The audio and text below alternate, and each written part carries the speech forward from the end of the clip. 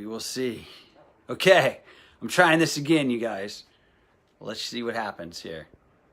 Okay, hold on. I gotta wait for her. Tag friends, which I already tagged.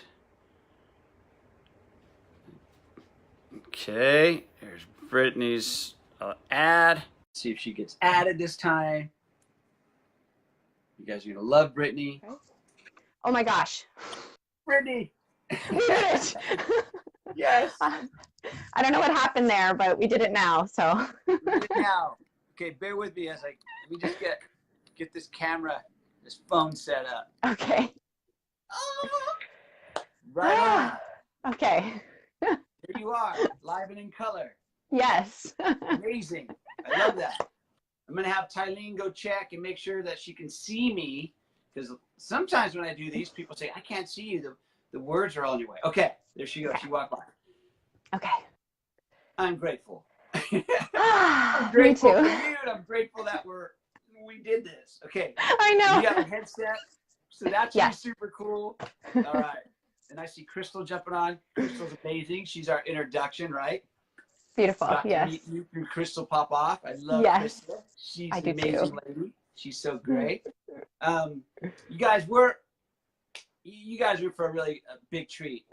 Brittany and Tylene and I have been chatting, and Crystal had brought her into our world and said, you guys just really need to connect. Brittany's so amazing. You guys would love her. You guys would do so many things that are similar in so many ways. And your purpose and her purpose, and everyone's purpose that you guys know, Ty and I, it just really made a lot of sense. So go invite everyone you can that would love to hear something super cool, super unique. Tag whoever, share right now, because we won't talk that long, maybe a half hour or so. I don't know, whatever Brittany wants. We'll see. It's her show, but we're going to talk about what Brittany's up to. If you guys don't know me, I'm Sean.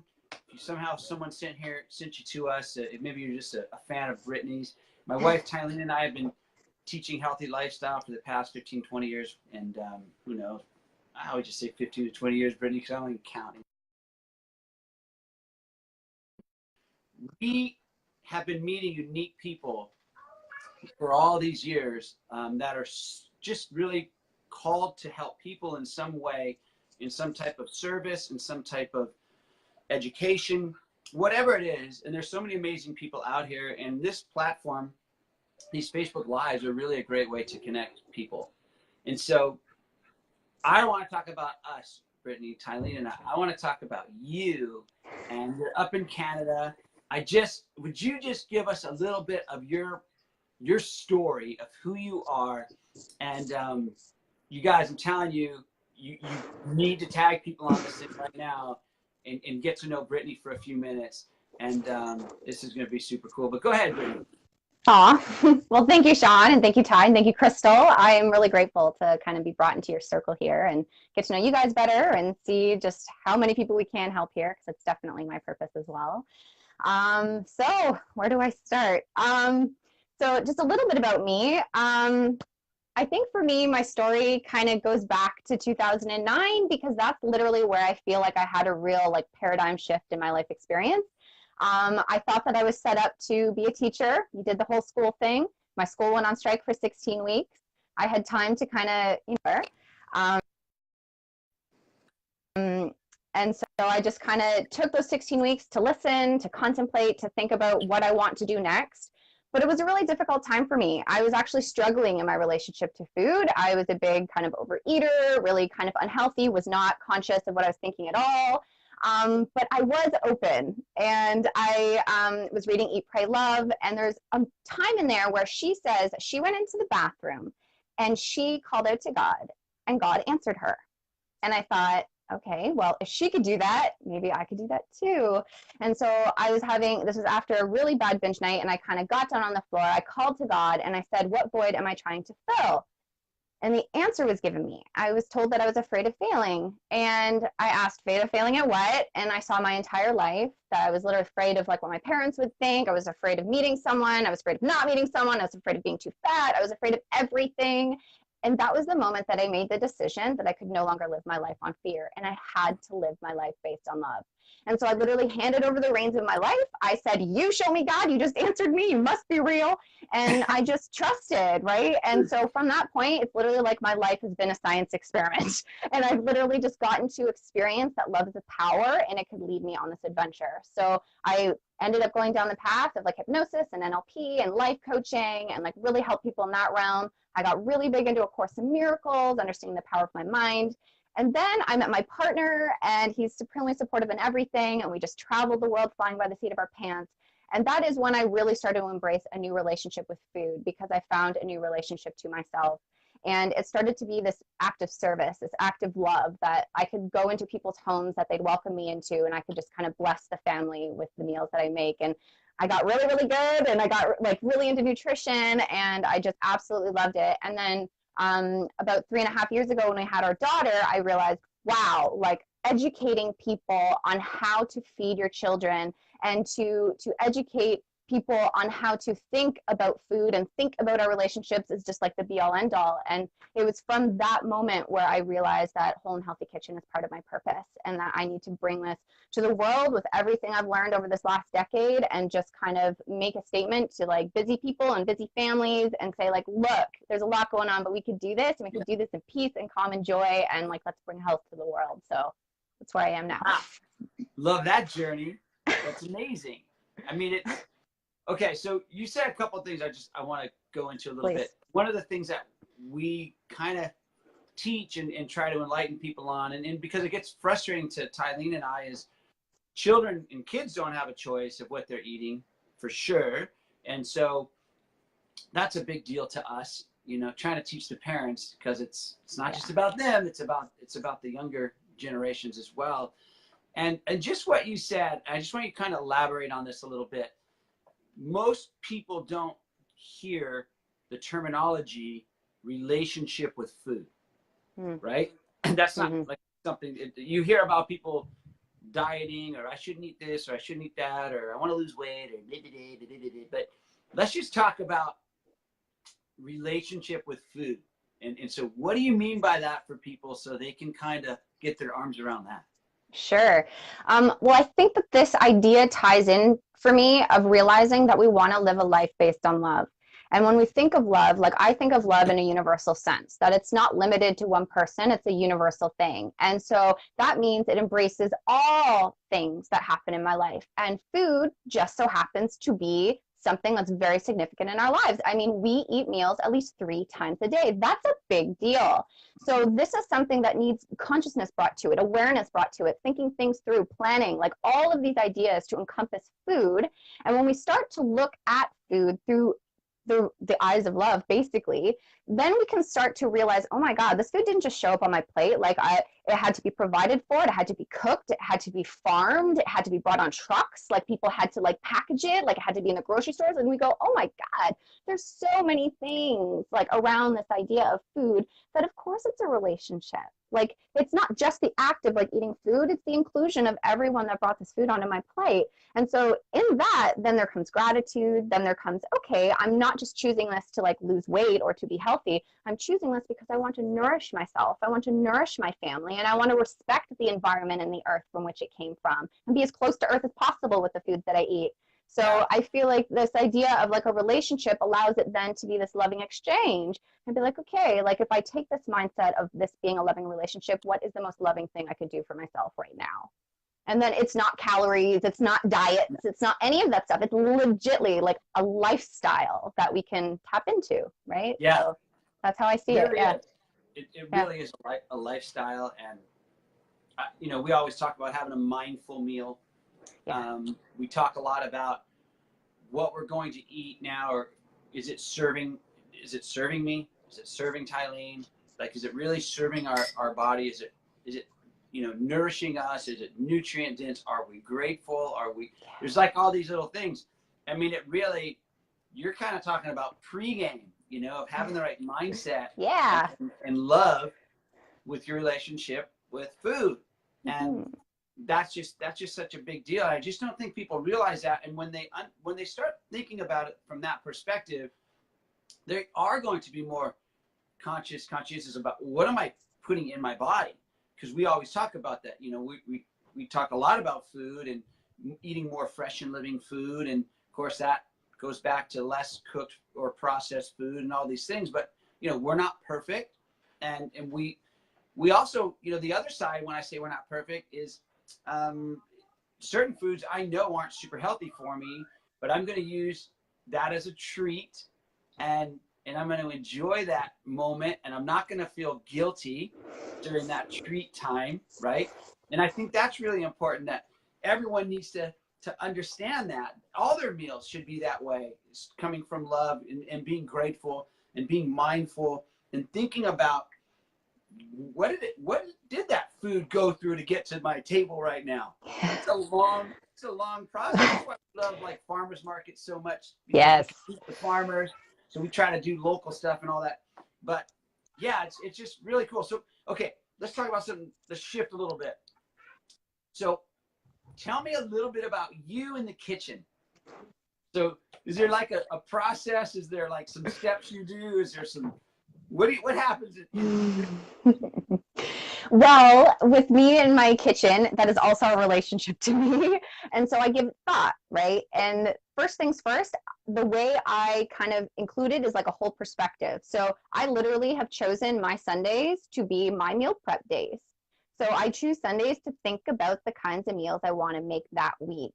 And I literally write it out on my whiteboard, and then I reference my cupboards, make sure I have things. If I don't, it goes on the list, do a big, huge shop, get everything I need. And guess what? I've got my pantries and my fridge stocked for the rest of the week, so I don't have to stress about that. And I have on my fridge exactly what I make, so I don't have to think about that or stress. It's like it takes that weight off your shoulders, first of all. And then second of all, when it comes to mealtime, I kind of check in. And it's like, okay, I've got 7 options on my fridge. What do I feel like today, right? And it's like, okay, what is most in alignment with me today? Like, what does it feel right? I choose something off that list. And then before I'm about to do the meal prep process, I literally like just take a moment. Thank you, God, for this meal. Use me. Use me, right? Because I don't have any formal training in the kitchen, okay? Like, it's literally my life experience. It's trial and error. It's make a mistake. It's screw things up. It's like, sorry, babe. But like, I've gotten so pristinely amazing because I've been able to allow myself to trust the process and to just go with the flow. So as soon as I set my mind, okay, I give this to you, use me, then I literally have delicious, amazing meals every time. And that's about it. That's kind of like the simplified version of what I help people go through. But that's what I do every single day. And it's a joyful experience. No, that's so cool. I mean, I think if people would approach it more in that manner, I mean, if it starts just by being grateful, first of all, that you have food to put on the table and to have for your family, you know, your little ones, your husband. It's just, we have to be giving thanks for that. You know, sometimes we just assume so much and we forget about the little things. You talked about like preparing on Sundays, which is it's so much better to prepare. And because when we don't prepare, it's when we mess up. Yeah. Right? It's quick fixes from there. Mm-hmm. Yeah, and things get really busy, and then all of a sudden we're just eating, I gotta eat something. And what can I find? And then it's rushed, and then it's probably not the most nutritious thing, and it's kind of like, you know, wanting to have these naughty things, as we call them, around the kitchen. So we're not tempted all the time because it's usually that when you don't have the time when you're not prepared. The other thing about preparation, meal prepping, or menu prepping, is like one of the things like I remember Tylene saying, because when we would eat more and more fresh and living food, she's like, this is actually so much easier. I just remember this years ago. I don't really cook that much. I'm really just preparing, you know. Yes. So he prepares these things that are super nutrient, dense foods and nutritious and delicious and all these things. It's just a different approach. And I don't know. I think too, like with your little one, and the younger we start, right? The little what they're eating and what their taste buds are like. And, you know, we know it takes a few weeks for our taste buds to change and adjust, but there's just so many better choices on things. And we don't need to get into any details about any of that, but I just love your approach. And I just think that statement that you make, your relationship with food I just think that one simple concept, if we would really kind of breathe and yes, there's a relationship with the food. What is that? What does that mean? Does it serve? I really think it's about, does it serve me? You know, is it, what is that doing? I only have one body, and it's my temple, right? We have this body to take care of. And I don't know. I think that one simple statement is just life-changing right there, to have a relationship with food. That is just such a big deal for people. And I think if people can say, because that's different, Brittany, that's, you know, that's just different. And so all the choices that people, maybe talk about this for a minute. I don't know if you want to or not. One of the things we like to do is take people, just kind of take one step at a time.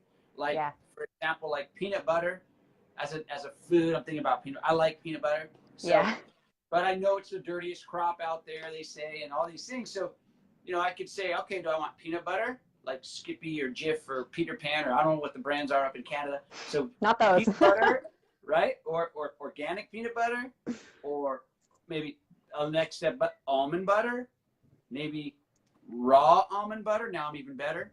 Maybe a raw sprouted almond butter. You know, that's like the high point of that chain of things. And people kind of look at food. It's not about never eating what you love. It's really about loving what you eat and allowing your mind to. Food tastes different when you approach it with love. Yes. Right? It's just a different relationship. But it really does. What do you tell people about that with food and things like that?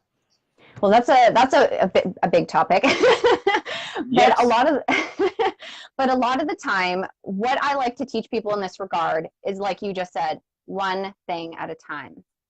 Right. And more so above and beyond like the nitty-gritty specifics of what you eat. I mean, I give pantry lists, you know, I give grocery lists, I give ideas of what people could tackle, but it's more so like, okay, what are the 1, 2, 3 things that I can get that are different from the grocery store than I normally get? And you pick up those each shopping visit, right? And then you just slowly start to pack your pantry with things that are a lot more in alignment with it as being as natural and whole as possible. And kind of like with this idea of the peanut butter thing. For me, my greatest thing is just look at the ingredients, make sure it says only peanuts.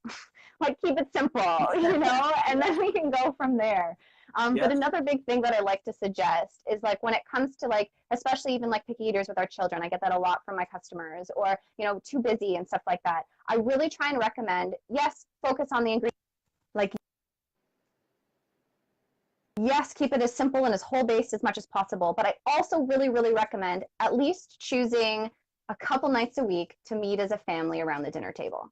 Like, honestly, it's the connection around the table that means even more than the ingredients that you make. I mean, it's okay sometimes when you're in a really big hurry and you need to pop in a pizza and it's like, you know, mediocre, but then pair it with broccoli and pair it with a big, huge salad and pair it with some beautiful shredded carrots, you know? Like, there's ways that you can, like, make things simple and easy, but also as nutritionally dense as possible. So I really like to focus on choose the days of the week that you want to meet with your family first and foremost, and then you can work out the details of the specific ingredients after. Totally.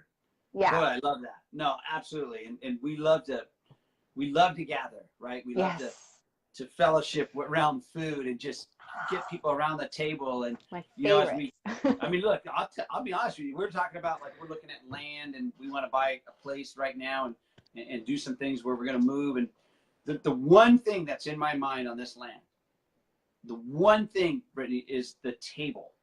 Like, I keep having this vision and picture just keeps coming into my mind, this table and to be able to eat outdoors, right? And just the setting. And I just see nature, I see trees, I see the little lights that we have to put up, and just building our whole, you know, vibe of who we are, right? Yes. So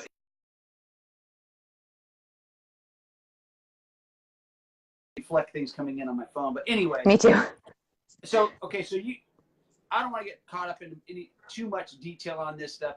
Anything you want to touch on, because I want to say a couple things, but anything else that you would just like to share with people who they never met you, and just tease them a little bit. And I'm going to just say tease them, because I don't want you just telling them all kinds of juicy stuff, because you guys, you know, Tylene and I we're doing our healthy lifestyle event in Chicago on June 1st. Brittany has agreed to come down from Canada. We're so excited. Brittany to have you there with us. But talk a little bit, maybe just give them a couple other little teasers of what you might be sharing with everyone when you're there. Sure. Well, I kind of leave a lot of those details to spontaneity because I'm one to always be in the zone. But yes. but the thoughts are, and I'm super excited too, by the way. But the thoughts that are kind of coming to me right now are that if we really want to live a healthy life, the greatest thing that we can do is take responsibility for the thoughts that we think and the decisions that we make. Bottom line. Right? Yeah. And if we take full responsibility for that, it will translate to our children. They'll see it in us. It'll translate to the foods that we eat. It will translate to how we structure our food and our meal times, and it will just radiate from our entire being. Right? So I find for me, like, that's where my background comes from. It's all about like mindset. So like it always comes back to that. And once we get that locked and loaded, and another big thought that's coming to me, locked onto our why. Like we said at the beginning, it opened it up. Like we share in purpose. That's everything for me. Like me and my husband, we share in purpose. That is what brings us joy in our life, is this idea of shared purpose. Yeah. And I really help like walk the people in my community and the people that we're going to meet at the Chicago event through the process of discovering what our why is. Like, what is my purpose? Like, why do I even want to be healthy? Because I know for me, when I was overweight, like I was 75 pounds heavier than I am today, the more I focused on trying to lose the weight, the more I didn't. You know what I mean? And so as I started to shift my way of thinking about myself, the way of thinking about like, why do I even want to eat healthy to begin with? Like, why do I want to lose this weight anyway? And I started to gain clarity on that, then I naturally started making better choices. And it's almost like the thought of losing weight left my mind. And then all of a sudden one day I'm like, damn, I look good. Yeah. It's like, all right, when did that happen? You know what I mean? And so it's this slow process that when we start like kind of ignoring all the details and ignoring all the things we don't want, don't like, and I shouldn't have, and restrictions and all that stuff, and we just focus on the end goal, we will slowly make our way step by step, day by day, decision by decision, and we will get there. So cool and so true. It really is like it just kind of happens. It's a side effect sort of in a way, because it's about that healthy lifestyle. It's about this, your soul, your heart, your mind, your emotions, your thoughts, you know, all these things. Yeah. Just getting those on the right path and heading in the right direction. And then everything else seems so much easier and simpler. And then we attract more of what we're looking for in the first place to have weight loss, even though it's not first on our mind. We're, you know what I mean? But we're coming at it from a different perspective. So, okay, you guys. So Brittany's coming June 1st in Schaumburg, Illinois, in Chicago at the Hyatt with us. It's escalateyourlife.com. If anyone listening can type that in. You guys, we did this in January in Arizona. It's sold out. There's only a couple hundred seats. Get your tickets for you and your friends. You're not going to want to miss the people that are there, like Brittany. We're super pumped for Brittany to be there. But, you know, you guys know we have a